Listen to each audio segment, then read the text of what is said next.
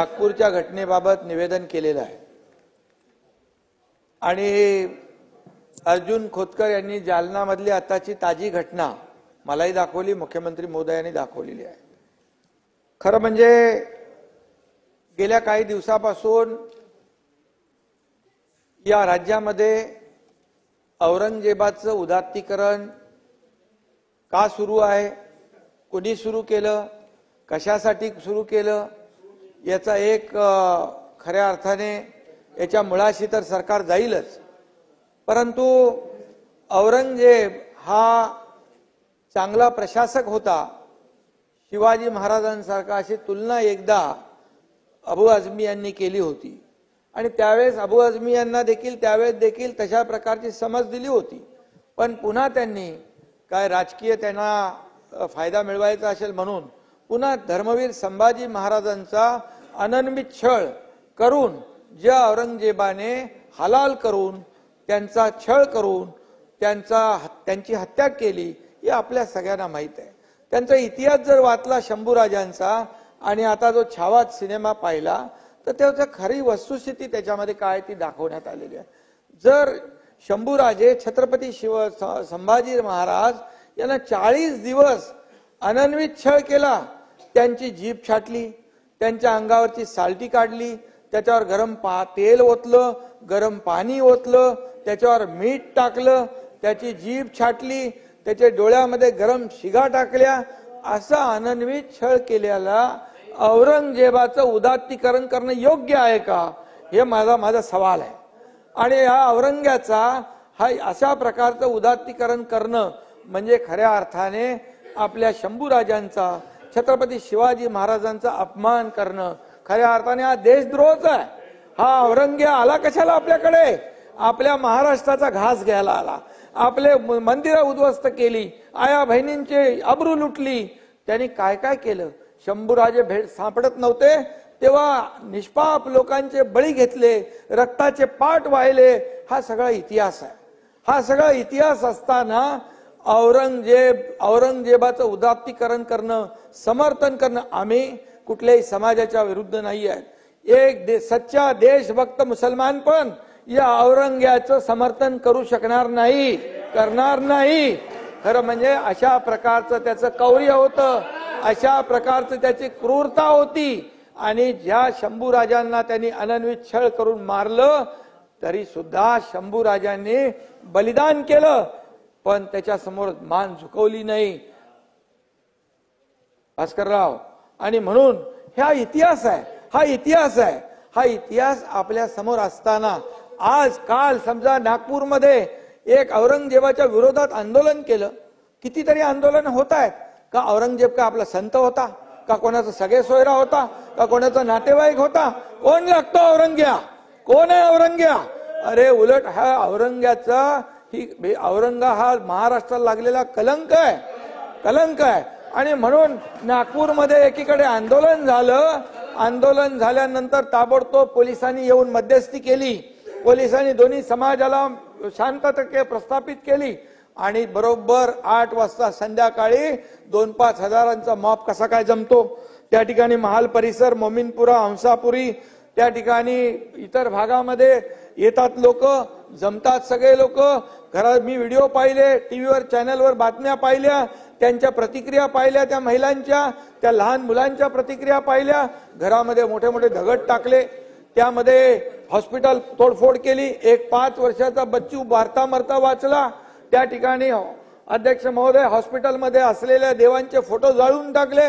हे काय, तुम्ही आंदोलन करा ना, तुम्ही लोकशाही मार्गाने जसं आंदोलन होतं त्याला तुम्ही प्रत्युत्तर आंदोलनात द्या, तुम्ही कायदा हातात घेणार, तुम्ही आमच्या लोकांना म्हणजे तिथल्या लोकांना त्यांच्यावर अन्याय करणार, एक विशिष्ट समुदायाला टार्गेट केलं गेलं। आता देखील खोतकरनी दाखवलं ते बघा तुम्ही। आणि यासाठी काल संध्याकाळी जो झालेला हल्ला आहे, 3 डीसीपी लेवलचे अधिकारी जर जखमी होतात, दगडफेक होतीये, कुऱ्हाडीने हल्ला होतोय, पेट्रोल बंब कुठून येतात, पेट्रोल बंब कुठून येतात, पेट्रोल बंब फेकले जातात, गाड्या जाळल्या जातात, त्या ठिकाणी मोटरबाईक, 4 व्हीलर गाड्या सगळ्या जाळल्या तिकडं। आणि हेही मला माहिती मिळाली की एका विशिष्ट ठिकाणी 100-150 बाईक दररोज पार्क व्हायच्या, काल तिथे एकही गाडी पार्क नव्हती. म्हणजे काय एकही पार्क नव्हती याचा अर्थ काय? याचा अर्थ काय लावलाय? उपमुख्यमंत्री बोलताय, ते शोभतं का? याचा अर्थ काय की जाणीवपूर्वक नियोजनपूर्वक ही साजिश होती काही विशिष्ट समुदायाला टार्गेट करण्याची. अरे लोक तिथे जीव मुठीत घेऊन राहत होते. पोलीस येईपर्यंत असा धुमाकूळ घातला, जाळून टाकलं. पोलीस आल्यानंतर देखील पोलिसांवर हमला केला. अरे जे पोलीस कायदा सुव्यवस्थेचं रक्षण करताय, स्वतःचा जीव धोक्यात घालून त्यांच्यावर तुम्ही दगडफेक करताय, कुऱ्हाडीने वार करताय, हत्याराने वार करताय, पेट्रोल बम टाकताय. हे कसं काय सण? तलवारीने मारलंय. जयंतराव 40 पोलीस जखमी झाले, 33 पोलीस जखमी झाले, डीसीपी लेवलचे अधिकारी जखमी होत आहेत. याचा अर्थ काय घेणार आपण? कायदा सुव्यवस्था राखण्याची जबाबदारी सरकारची, गृह विभागाची, मुख्यमंत्र्यांची, तशी आपली सगळ्यांची आहे. आणि म्हणून या राज्यामध्ये कायदा सुव्यवस्था राखण्यासाठी तुम्ही सहकार्य करायचं सोडून पोलिसांना तिथं त्यांच्यावर अत्याचार करताय, त्यांच्यावर हल्ले करताय. आणि त्याचबरोबर काय काय लोक बोलतायत, तुमचे हर्षवर्धन सपकाळ मुख्यमंत्र्यांची तुलना औरंगजेबाशी करतायत पूर्व प्रशासक म्हणून. काय आणि म्हणून अशा औरंगजेब हा देशद्रोही होता. औरंगजेबाने धर्मवीर संभाजी महाराजांचा अनन्वित छळ केला, डोळे काढले, जीभ छाटली. या काय मुख्यमंत्र्यांनी त्यांची जीभ चाटली का? डोळे काढले का? चामडी सोलली? काय सोललंय? आणि म्हणून हे आमचं सरकार जे आहे, तुम्ही कुणाची तुलना कुणाबरोबर करताय?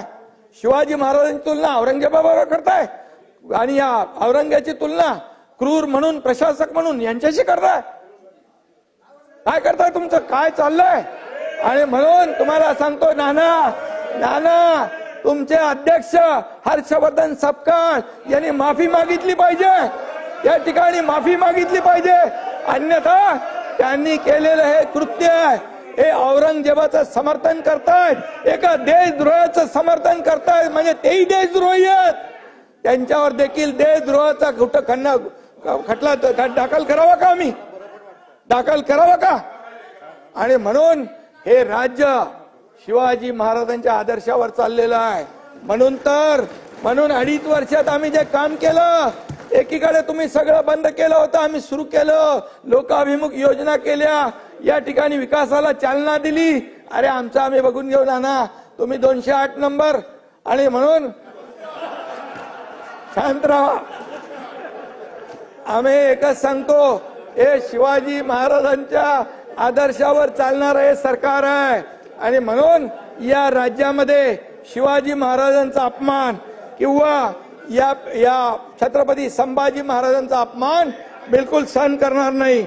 आणि म्हणून या ठिकाणी मी आपल्याला एवढंच, नाना ऐका, तुमचे काँग्रेसचे अध्यक्ष हर्षवर्धन सपकाळ यांनी तात्काळ माफी मागितली पाहिजे. अन्यथा त्यांच्यावर मुख्यमंत्री महोदयाचा अपमान केला. मुख्यमंत्री महोदयानं औरंगजेबाची उपमा दिली, जो देशद्रोही औरंगजेब, देशद्रोह ज्याने आपल्या राज्यावर चाल करून आला, त्याला माफ केलं जाणार नाही. एक बाहेर गेलाय इथला, तो बाहेर आहे, मग तो बाहेरही फिरणार नाही. आणि म्हणून सांगतो, आपल्याला बोलताना तारतम्य बाळगून बोलायला सांगा. अरे तुम्ही ब्रिटिशांनी आक्रमण केलं, ब्रिटिशांच्या देखील खानाखुणा पुसून टाकल्या. स्वातंत्र्यानंतर तुमच्या सरकारने ते पुसून टाकलं पाहिजे होतं हे सगळं, पण मतांच्या लाचारीसाठी हे तुम्ही ठेवलं. आणि म्हणून तोच आज कलंक लागाया महाराष्ट्राला. आणि म्हणून मी एवढंच सांगतो, अध्यक्ष महोदय, ज्यांनी पोलिसांवर हल्ला केलाय, निवेदन मुख्यमंत्र्यांनी केलेलं आहे, कायदा हातात घेतलेला आहे, कायद्याचं राज्य आहे, ज्यांनी कायदा हातात घेतलाय त्यांच्यावर कडक कारवाई सरकार करेल, अशा प्रकारची भावना आणि भूमिका सरकारने घेतलेली आहे. त्यामुळे इथून पुढे औरंग्याचं समर्थन, औरंग्याचं उदात्तीकरण कुणी खपून घेणार नाही. अरे याकूब मेमन, त्याचं उदात्तीकरण तुम्ही केला, इथं बॉम्बस्फोटचा आरोपी तुमच्या लोकसभेच्या निवडणुकीमध्ये पाकिस्तानचे झेंडे फडकवले मतांसाठी, कुठं फेडणार आहे पाप? आणि म्हणून मी आपल्याला, तुम्हाला लोकांनी जागा दाखवली आहे, तुम्हाला विरोधी पक्ष नेते एवढे पण जागा आल्या नाहीत. याचं कारण तेच की तुम्ही जे काय करताय आणि आम्ही जे करतोय लोकांनी ठरवून या ठिकाणी निर्णय घेतलेला आहे. म्हणून लोकांसाठी आम्ही काम करतोय, जनतेसाठी आम्ही काम करणार आणि या महाराष्ट्रातल्या सर्व समाज, जाती, धर्माचे लोक यांना देखील आम्ही एक समान मानून आम्ही त्यांच्या विकासासाठी पुढे चाललोय. आणि म्हणून नाना, तुम्ही मनातून खुश होत असाल, पण ठीक आहे. आणि म्हणून हा विषय गंभीर आहे.